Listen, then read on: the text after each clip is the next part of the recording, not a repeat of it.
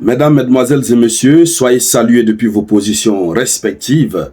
Soyez encore une fois les bienvenus. Vous êtes sur la tribune d'éveil des consciences. Et donc, c'est gâté sur Volodymyr Zelensky. Oui, le ministère de l'Intérieur russe est allé très loin concernant Volodymyr Zelensky. Le ministère a pris une décision très sérieuse. Vous savez, les Russes, ils sont calmes. Ils partent lentement et sûrement. Depuis, n'est-ce pas, le 4 mai 2024, depuis ce 4 mai 2024, la Russie a produit une notice, un avis, une liste sur laquelle figure désormais le nom de Volodymyr Zelensky comme étant une personne activement recherchée par la Russie pour violation de la loi russe pour des crimes commis. Oui. Ce que les Occidentaux appellent mandat d'arrêt, c'est ce que la Russie appelle mandat de recherche. Ça semble être banal. J'ai vu certains commentateurs de l'actualité, notamment des Occidentaux, qui disent bah, « mais ça sert à quoi ?» Comme s'ils ne savaient pas où se trouvait, n'est-ce pas, Volodymyr Zelensky. Ce qu'il faut dire en vérité, c'est que le fait de mettre Volodymyr Zelensky sur la liste des personnes recherchées, cela a une autre signification désormais.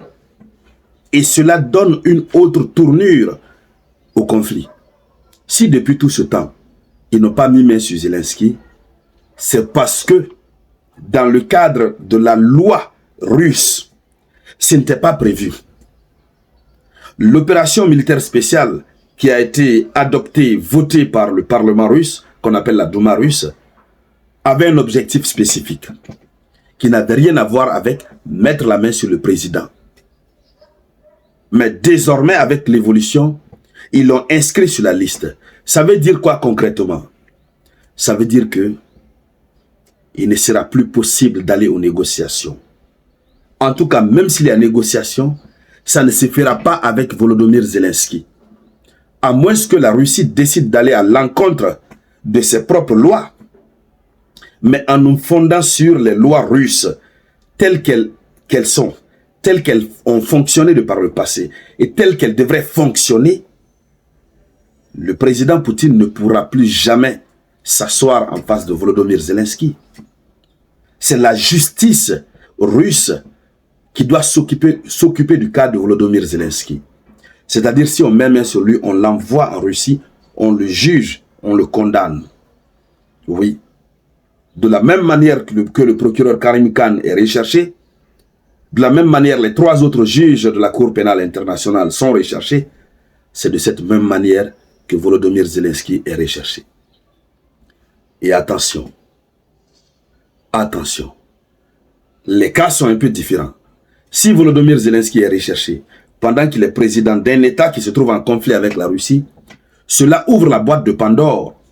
Cela donne l'autorisation, la possibilité aux soldats russes de se transporter dans la capitale, Kiev, et de mettre main sur Volodymyr Zelensky.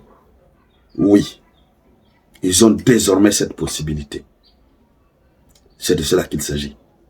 Comme d'habitude, ce qu'il faut dire, c'est que la notice a été affichée sur le site du ministère ukrainien, du moins sur le site du ministère russe de l'Intérieur. Mais, comme d'habitude, il ne dégage pas spécifiquement quelles sont les infractions qu'on lui reproche. On dit simplement, en face de la loi russe, il a posé des actes criminels. C'est tout. Alors, quelle est la réaction à chaud de l'Ukraine par rapport à ça? Mesdames, Mesdemoiselles et Messieurs, avant de continuer, je vous demande humblement de partager encore une fois cette vidéoconférence. Partagez-la au maximum, partagez-la dans tous les groupes. C'est de cela qu'il s'agit. Donc, l'Ukraine réagit. L'Ukraine a réagi. Et la réaction de l'Ukraine, c'est un des responsables ukrainiens qui réagit. Je crois que c'est le responsable, le ministre des Affaires étrangères, voilà, si je ne fais pas erreur, qui dit que la Russie cherche simplement à se faire voir, à attirer l'attention sur elle. Le ministère dit que la Russie ne sait plus quoi faire. C'est pourquoi elle décide de mettre, n'est-ce pas, Volodymyr Zelensky sur la liste des personnes activement recherchées. Voici ce que l'Ukraine répond. Mais Volodymyr Zelensky lui-même n'a pas encore répondu. Nous allons voir quelle va être sa réponse. Les États-Unis d'Amérique n'ont rien dit d'abord, la France n'a rien dit, puisque la décision vient de tomber à chaud. La décision vient de tomber à chaud. Mais d'ores et déjà, ce qu'il faut dire, chères dames, chers messieurs, ça c'est une décision, je crois, qui a été difficile à prendre par la Russie, mais qui va être très lourde de conséquences, puisque cela bloque déjà l'option de dialogue et de négociation. Bon, comme nous sommes dans la géopolitique internationale, il peut arriver des moments où la donne peut changer, mais ça, c'est encore très compliqué pour Volodymyr Zelensky. Les jours à venir, les semaines à venir, vont nous en dire plus, n'est-ce pas, sur cette décision qui a été prise. Puisque là, désormais, les soldats russes ont l'autorisation d'utiliser tous les moyens possibles d'attraper Volodymyr Zelensky. Alors, imaginons un scénario où on l'attrape vif. Qu'est-ce qui va se passer? La Russie serait à mesure de mettre une autre personne à la tête de l'État ukrainien, hein, comme étant le nouveau président. Ça serait la fin de l'Ukraine.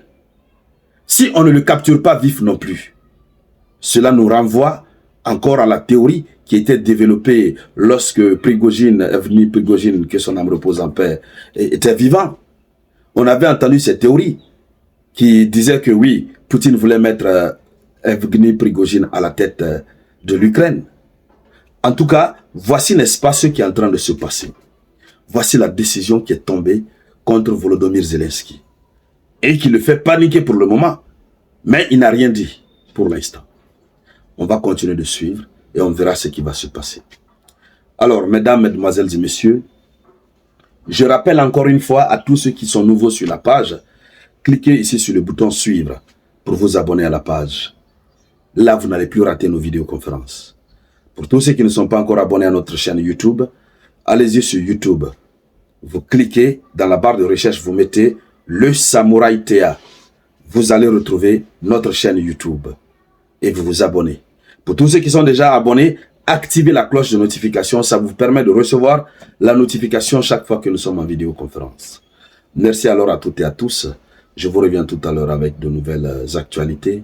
C'était la voix de votre unique samouraï.